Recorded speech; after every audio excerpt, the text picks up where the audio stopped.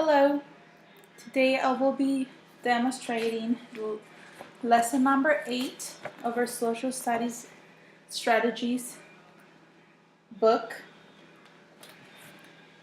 and it is on page 30, Primary Sources.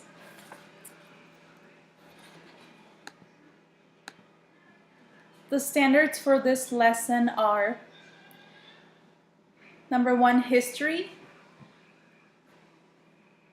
2, family and cultural traditions in the United States in the past; A, identify similarities and differences between themselves and others. The lesson objectives are: after this lesson, students will be able to understand the concept of primary sources, define in their own words what a primary source is, and analyze primary sources. This lesson will take about 2 to 3 days, depending on how fast students understand the concept. The materials you will need for this lesson are pictures of different old artifacts and of different primary sources. You will also need a graphic organizer, pencils, crayons, colors, markers, and a computer. To engage my students, first of all, I will explain or introduce what a primary source is and how they help us to learn about history better. I will say that primary sources are an original object or document, like they're the first-hand information. Primary source is a material written or produced in the time period that you may be investigating.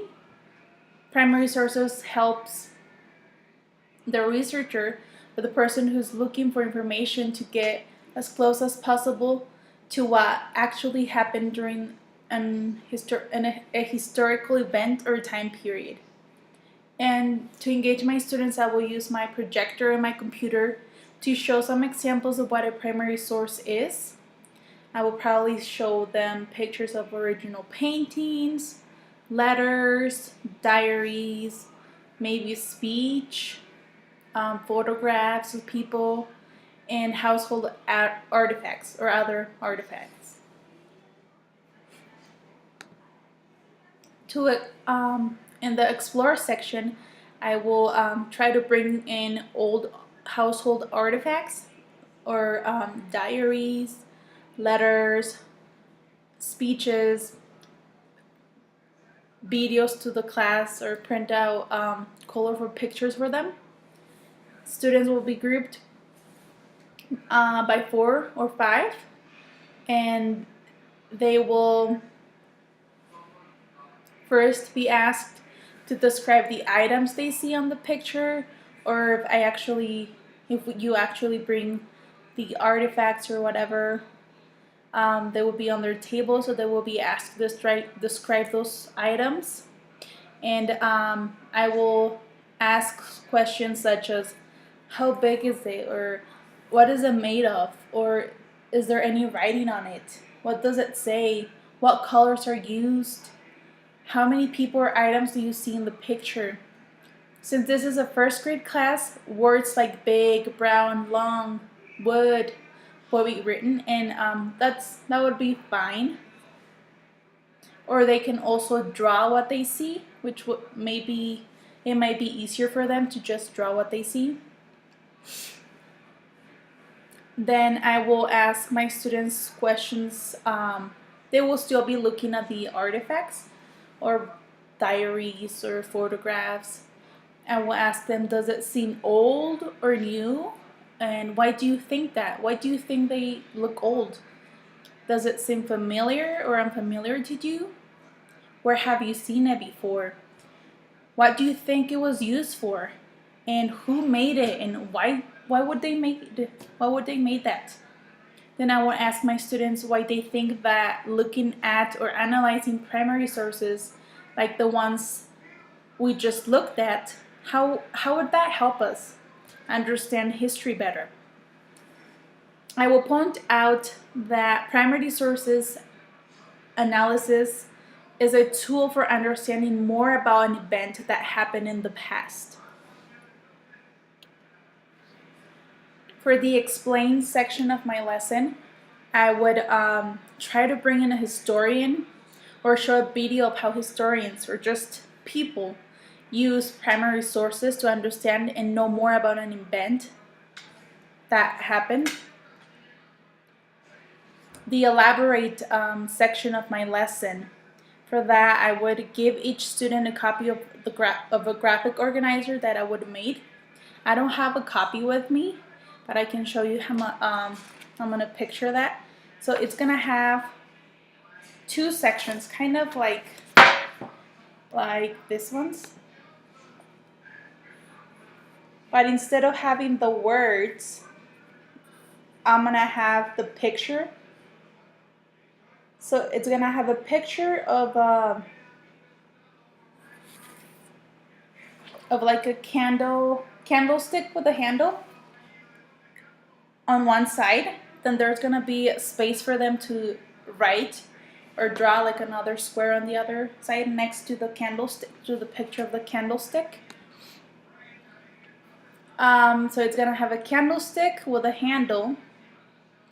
It's gonna have a plain pewter mug, a Chippendale corner cupboard with glass, and things like a Queen Anne tea table. And their job is gonna be to go home and determine the similarities and differences between the artifacts. So next to the candlestick handle, there's gonna be a picture of a lamp, which is what we use now. We don't use a candlestick with a handle anymore. And instead of a pewter mug, we're gonna have a plastic cup. Instead of the Chippendale corner cupboard with glass door, we're gonna have kitchen cabinets. And instead of the Queen Anne tea table, we're gonna have a kitchen table. So I'm gonna have pictures of the candlestick on one side and the lamp on the other side. So they're gonna go home and determine the similarities and the differences between the two artifacts and compare them with the items that they're gonna find at home. And they will get to color the pictures. So that's why we need crayons or markers or color pencils. They will have fun coloring these pictures, coloring the lamp, coloring the candlestick.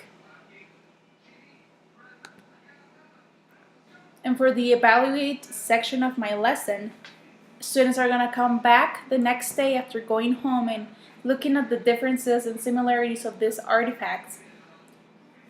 And they're going to work, they're going to have time to think about and make inferences between the photographs provided and their home observations. And I will have students share their colorful pictures and tell the class why they think these artifacts have changed over time. They will also tell their classmates what a primary source is using their own words.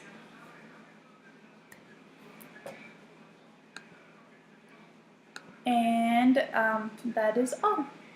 Thank you.